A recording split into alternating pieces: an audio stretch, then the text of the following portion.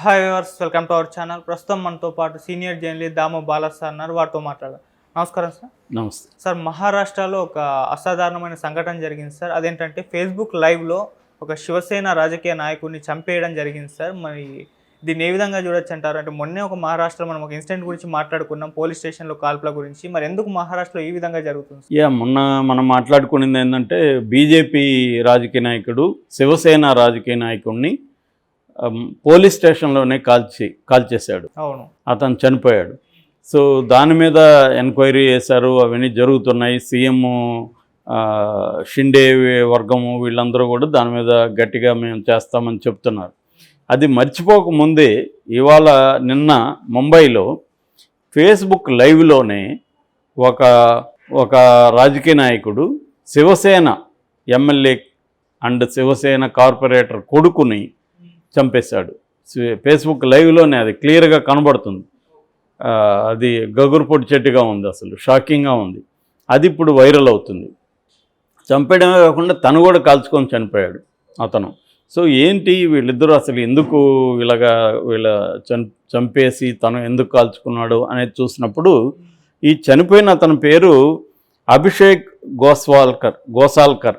ఈ అభిషేక్ గోసాల్కర్ వాళ్ళ నాన్న వినోద్ గోసాల్కర్, ఈయన మాజీ ఎమ్మెల్యే ప్లస్ కార్పొరేటర్. వాళ్ళ అబ్బాయి అభిషేక్ గోసాల్కర్. చంపిన అతని పేరు మౌరిస్ నొరాన్హా. సో వీళ్ళిద్దరి మధ్య రైవల్రీ ఎప్పటి నుంచో ఉంది. ఈ మౌరిస్ మధ్య అభిషేక్ మధ్య ఆ ఏరియాలో రాజకీయ ఆధిపత్యం కోసం ఒక రైవల్రీ ఉంది. ఈ వినోద్ గోసాల్కర్ శివసేన యూబీటీ వర్గం. యూబీటీ అంటే ఉద్ధవ్ బాల్ ఠాకరే వర్గం అనమాట. రాజ్ ఠాకరే ఉద్ధవ్ ఠాకరేగా విడిపోయింది శివసేన, బాల్ ఠాకరే చనిపోయిన తర్వాత. సో దీన్ని యూబీటీ వర్గం అంటారు. ఈ యూబీటీ వర్గం నుంచే ఏకనాథ్ షిండేని బీజేపీ విడదీసేసి తను గవర్నమెంట్ ఫామ్ చేసింది. సో ఇప్పుడు ఏకనాథ్ షిండే ప్రభుత్వం ఉంది, ఆయన సీఎంగా ఉంటున్నాడు. దాంతో ఇటు దేవేంద్ర ఫడ్నవీస్ బీజేపీ తరఫున ఉప ముఖ్యమంత్రిగాను హోమ్ మినిస్టర్గాను ఉంటున్నాడు. సో అతను హోమ్ మినిస్టర్ అయినాకనే రాష్ట్రంలో శాంతి భద్రతలు ఘోరంగా దెబ్బతిన్నాయనేది ప్రధానంగా విమర్శ వస్తూ ఉంది. సో ఇప్పుడు వీళ్ళిద్దరు మధ్య ఎప్పటి నుంచో రైవల్రీ అయింది. ఈ మధ్యనే లాస్ట్ వీకే ఈ మౌరిస్ ఎవరైతే కాల్పులు జరిపాడో ఈ మౌరిస్ షిండేని కలిశాడు. షిండే మా పార్టీలోకి మీరు రండి అన్నాడు. ఈ మౌరిస్ ఎవరంటే అక్కడ తాను ఒక సోషల్ యాక్టివిస్ట్గా చెప్పుకుంటాడు. తనకు అనేక వ్యాపారాలు ఉన్నాయి, రియల్ ఎస్టేట్ ఇవన్నీ ఉన్నాయి. రాజకీయంగా ఎదగాలన్న ఉద్దేశం కూడా తనకు ఉంది. సో తనకి అభిషేక్కి, ఈ మౌరిస్కి అభిషేక్ మధ్య గొడవలు ఉన్నాయి గతంలో. ఈ మధ్యనే ఇతను ఏం చేశాడంటే ఈ మౌరిస్ అనే అతను అభిషేక్తో మాట్లాడి మన ఇద్దరి మధ్య గొడవలు ఎందుకు, మనం కాంప్రమైజ్ అవుదాము అనేది కూడా మాట్లాడుకొని ఇద్దరు కాంప్రమైజ్ అయ్యారు. అయిన క్రమంలోనే ఇతను మౌరిస్ వెళ్ళి సీఎంను కలిశాడు. కలిస్తేప్పుడు సీఎం కూడా మీరు రండి మా పార్టీలో చేరండి అనేది కూడా ఆహ్వానించాడు. సో ఈ క్రమంలో మొన్న ఏం జరిగిందంటే నేను ఒక ఈవెంట్ నడుపుతున్నాను, నువ్వు చీఫ్ గెస్ట్గా రావాలని ఈ మౌరిస్ అతన్ని పిలిచాడు. ఆఫీసులు కూడా వీళ్ళు పక్కపక్కనే ఉంటాయి. సో వీళ్ళ ఆఫీస్కి పిలిచాడు. వీళ్ళది రియల్ ఎస్టేట్ రకరకాల వ్యాపారాలు మౌరిస్కి ఉన్నాయి. సో వీళ్ళ ఆఫీస్కి పిలిచి లోపలికి వెళ్ళి దీన్ని ఓపెన్ చేసి ఫేస్బుక్ని లైవ్ పెట్టి సరదాగా మాట్లాడుకుంటున్నారు. ఇంకా స్టార్ట్ చేద్దామని ఇతను అభిషేక్ లేచాడు.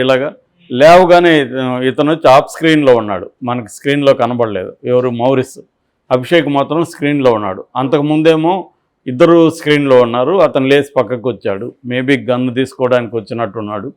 అంటే అతను ముందే ప్లాన్ చేసుకున్నట్టుగా మనకు అర్థమవుతుంది. ఎప్పుడు ముందే అంటే అసలు వీళ్ళిద్దరి మధ్య రైవల్లో ఉన్నప్పుడే అతను డిసైడ్ అయ్యాడు ఇతను చంపాలని.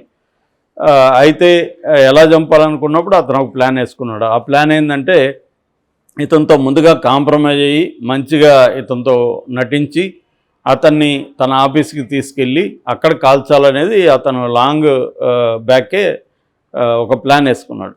ఆ ప్లాన్ ప్రకారం మౌరిస్ ఏం చేశాడంటే అభిషేక్తో వెళ్ళి మన మధ్య గొడవలు ఎందుకు, కాంప్రమైజ్ అవుదాము, నీకేం కావాలో చెప్పు, నేను ఆ మేరకు కాంప్రమైజ్ అవుతాను అని చెప్పి అతనికి ఏ ఏరియాలు నీకు నేను వెళ్ళకూడదంటే నేను ఆ ఏరియాలకు వెళ్ళను ఇవన్నీ చెప్పి అతనితో కాంప్రమైజ్ అయ్యాడు.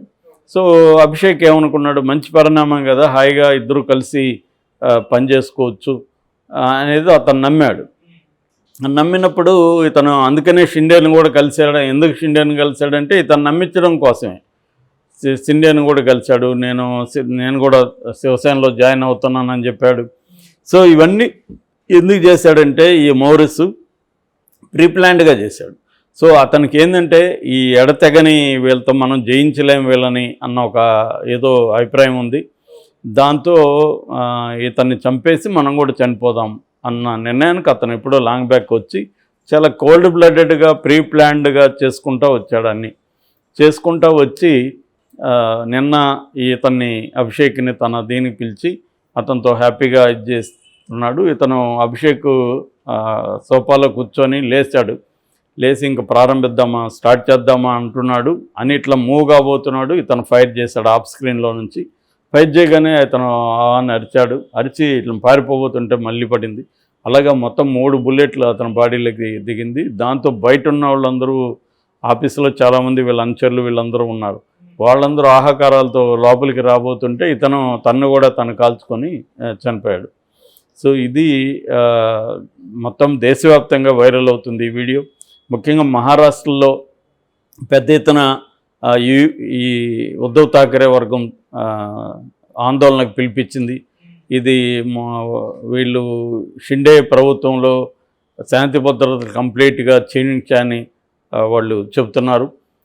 మామూలుగానే ముంబై అంటేనే ముంబై ఎంత అభివృద్ధికి సంబంధించిన రికార్డ్స్ ఉన్నాయో, ఎంత ఫైనాన్షియల్ క్యాపిటల్, ఎంటర్టైన్మెంట్ క్యాపిటల్, ఇలాగా అనేక ప్రత్యేకతలు ముంబైకి ఉన్నాయి. కానీ క్రైమ్లో కూడా ముంబైకి ఉన్న హిస్టరీ ఇంకా వేరే ఏ సిటీకి కూడా లేదు. ఎందుకంటే మాఫియా అంతా కూడా మనం దావూద్ ఇబ్రాహిం దగ్గర నుంచి అంతకుముందు ఉన్న వరదరాజ మొదలయ్యారు కావచ్చు, అక్కడ ఉన్న మాఫియా గ్యాంగ్స్ ఇంకా ఏ నగరంలో కూడా ఉండవు. సో అది ప్రపంచవ్యాప్తంగా మాఫియాని విస్తరించడంలో కూడా ముంబై రోలు ఉంది. దాని మీద అనేక పుస్తకాలు చాలా డోంగ్రీ టు ముంబై అని హుస్సేన్ జైదీ లాంటి వాళ్ళు దాని మీద బుక్స్ రాశారు. ఇంకా దాని మీద సినిమాలు ఎన్ని వచ్చాయో మనకు అసలు తెలియదు. రామ్ గోపాల్ వర్మ ఒక 6 డజన్ సినిమాలు ముంబై మాఫియా మీద తీశారు. సో ఇక వెబ్ సిరీస్ అనేకం అక్కడ అంటే క్రైము అనేది అంటే మన ఇండియాలో ఏంటంటే డెవలప్మెంట్కి క్రైమ్కి మధ్య అవినాభావ సంబంధం ఉంటుంది. ఈ డెవలప్మెంట్ అనేది ఒక ఇల్లీగల్గా అనేవన్గా ఉన్నప్పుడు, కరప్షన్ ఉన్నప్పుడు, ట్రాన్స్పరెన్సీ లేనప్పుడు ఇలాంటి క్రైమ్ అనేది బాగా పెరుగుతుంది. ఈవెన్ మన అమెరికా లాంటి డెవలప్డ్ కంట్రీస్లోనే క్రైమ్ ఉంది. ఫ్రాన్స్, జర్మన్, ఇటలీ వీటన్నిటిలో కూడా బీభత్సమైన ఈ క్రైమ్ ఉంది. ఇంకా ఇండియా అనేవన్ డెవలప్మెంట్ కంప్లీట్గా, ఎందుకంటే వ్యాస్ట్ కంట్రీ, రాజకీయ నాయకులు కానీ వీళ్ళు పొలిటికల్ పార్టీస్ కానీ ఆ డెవలప్మెంట్ అనేది అందరికీ అందాలన్న ఒక విజన్ ఉన్న లీడర్స్ వెరీ వెరీ రేర్గా ఉంటారు. అందువల్ల అనీవన్ డెవలప్మెంటు, అనీవన్ గ్రోత్, దీనివల్ల మన సిస్టమ్స్ అన్నీ కూడా లాప్ సైడెడ్ సిస్టమ్స్, మన జ్యుడిషియల్ వ్యవస్థ కానీ పోలీస్ సిస్టమ్ కానీ అన్నీ కూడా ఒక సక్రమంగా పనిచేసే వ్యవస్థలు కావు. కాబట్టి ఈ పొలిటికల్ అండ్ మాఫియా నెక్సెస్ అనేది చాలా బలంగా ఉంటుంది. సో ఈ క్రమంలోనే ఎప్పటికప్పుడు ముంబైలో విపరీతంగా క్రైమ్స్ అనేవి జరుగుతున్నాయి. ఇప్పుడు అక్కడ శివసేన గతంలో ఏంటంటే శివసేనకి ముంబై మీద విపరీతమైన కంట్రోల్ ఉండేది బాల్ ఠాకరే ఉన్న రోజులు. అయితే శివసేన బీజేపీ కలిశాయి. అయితే శివసేనతో బీజేపీ మంచిగా ఉంటూనే శివసేన కొంప ముంచింది, శివసేనని చీల్చేసింది, షిండే వర్గాన్ని పక్కకు తీసుకెళ్ళగలిగింది. అట్లాగే అక్కడ శరద్ పవార్ కూటమిని కూడా చీల్చింది. మొన్న శరద్ పవార్కి అఫ్సెల్గా పార్టీ శరద్ పవార్ది కాదంటే ఆయన ఇప్పుడు వేరే పార్టీ పెట్టుకోవాల్సిన పరిస్థితి వచ్చింది.